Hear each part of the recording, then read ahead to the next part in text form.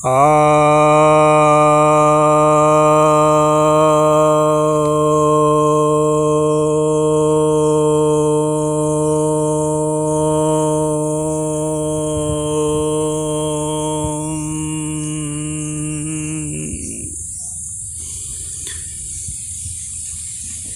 भक्तजनों को सप्रेम नमन।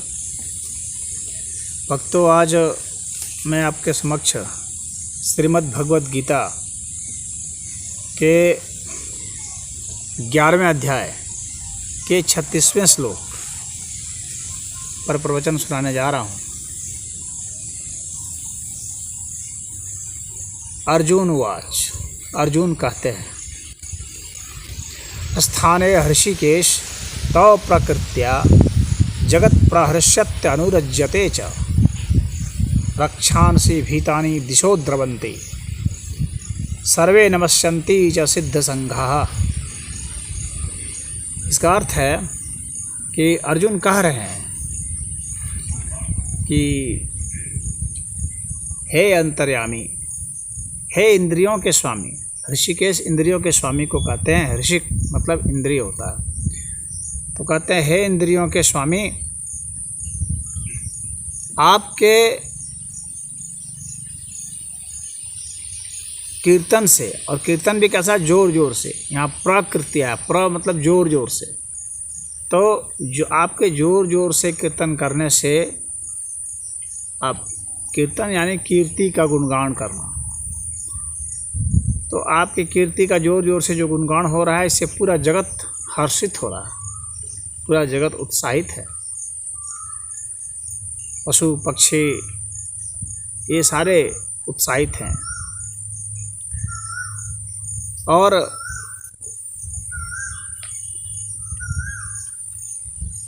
जो राक्षस हैं वे काफ़ी डरे हुए हैं, और जो सिद्ध लोग हैं वे सिद्ध लोग आपकी स्तुति कर रहे हैं, आपका गुणगान कर रहे हैं। तो राक्षस लोग आपसे डर के भाग रहे हैं। तो यहाँ पर है कि भगवान की जहाँ कथा होती है, जहाँ भगवान का गुणगान होता है, वहाँ पर जो असुर स्वभाव के लोग होते हैं, दुष्ट लोग होते हैं, उन्हें वह सुहाता नहीं है, वे वहाँ से भाग जाते हैं।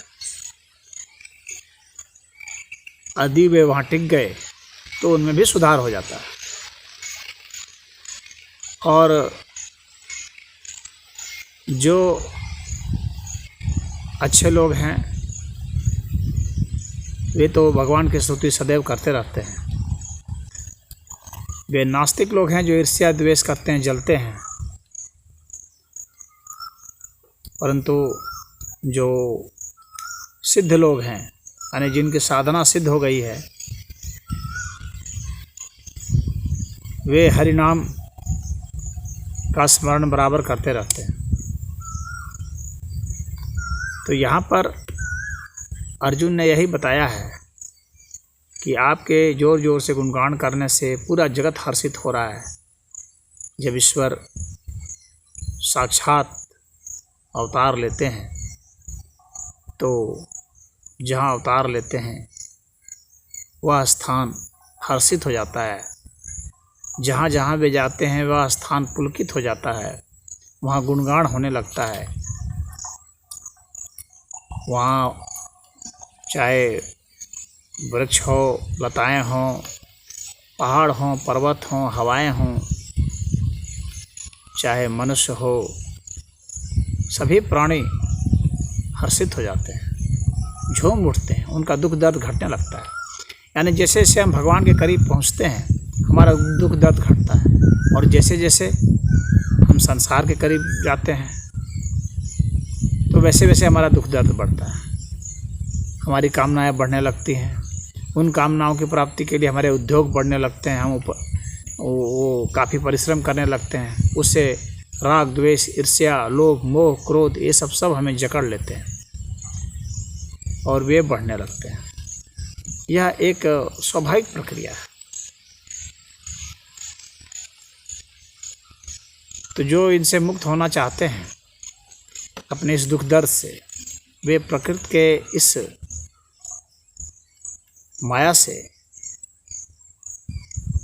मुक्त होने के लिए जब तब साधन ध्यान करने लगते हैं और इसके कारण ही वे हर्षित होने लगते हैं। तो ईश्वर के पास पहुंचने से वे हर्षित हो जाते हैं और ईश्वर से दूर होने से वे दुखी हो जाते हैं। यह स्वाभाविक प्रक्रिया है। इसीलिए यहाँ अनुरज्यते लिखा हुआ है। और इंद्रियों के स्वामी हर्षिक स्वयं भगवान हैं। इंद्रियां अर्थात आँख, नाक, कान, मुँह, ये सब जो है, जो ज्ञानेंद्रियां हैं, त्वचा और उसी तरह से रसना और जो कर्मेंद्रियां हैं। तो 5 ज्ञानेंद्रियां होती है, 5 कर्मेंद्रियां होती हैं। इसमें हाथ, पैर, मुँह, उपस्थ, गुदा, ये सब हैं। और एक मन है जो इंद्रियों का राजा है। तो ये सभी के स्वामी जो हैं स्वयं नारायण हैं। अब यहाँ पर एक प्रश्न ये उठता है कि यहाँ पर अर्जुन ने कहा है कि सब ये भाग रहे हैं और सिद्ध लोग नमस्कार कर रहे हैं। तो यहाँ पर तो सिर्फ अर्जुन देख रहे थे, तो ये लोग कैसे भाग रहे थे? तो वस्तुतः यह बाहरी जगत में नहीं देख रहे हैं अर्जुन। जो भागने की घटना घट रही है वह भगवान के विराट स्वरूप में ही घट रही है। यह यहाँ पर ये बताना चाह रहे हैं। तो वह विराट स्वरूप में घटना घट रही है। देख तो सिर्फ अर्जुन रहे हैं। तो यह बाह्य जगत का नहीं बल्कि अंतर जगत की बात है। तो अर्जुन देख रहे हैं कि उस विराट स्वरूप में राक्षस लोग भाग रहे हैं, डर के भाग रहे हैं। सिद्ध लोग याचना कर रहे हैं, प्रार्थना कर रहे हैं, स्तुति कर रहे हैं और सारे प्राणी हर्षित हो रहे हैं। तो यह अंदर की घटना है जो विराट स्वरूप के भीतर देखे हैं, न कि उस विराट स्वरूप को कोई देख रहा था इनमें से। तो इसका ऐसा ही तात्पर्य था।